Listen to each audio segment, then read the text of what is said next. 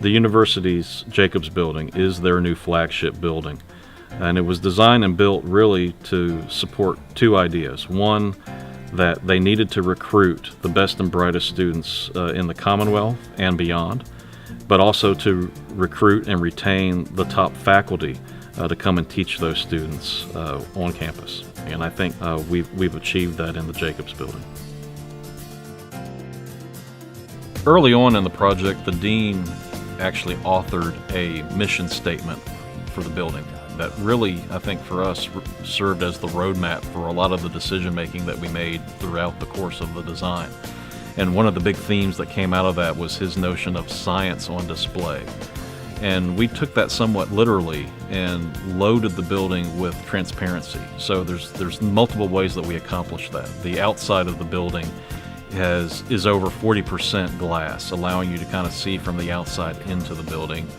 The inside of the building, the labs themselves, have glass and transparency that you can actually see the activities of the different labs, the different instrumentation that's occurring in the building.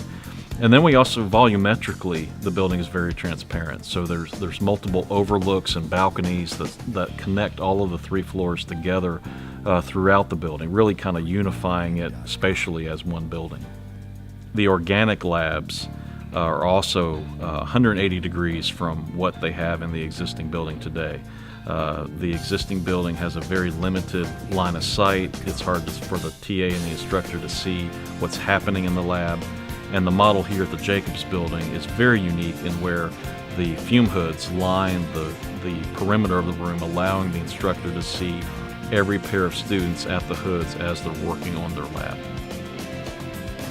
Our design efforts were not limited to just the building itself and the interior of the building. We actually took a lot of the themes for our design and actually carried them outside into the landscape of the project.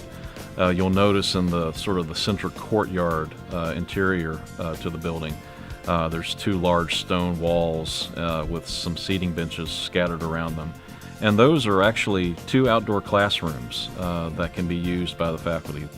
The university set up a hashtag for Twitter, and it was very reassuring to actually look at some of the posts that the students were listing on the opening week of classes. And the one that I always remember was very short and sweet, and it just said, "The Jacobs Building is awesome." And I think, looking back at all the goals that we had for the building and inspiring students, that one really kind of says it all.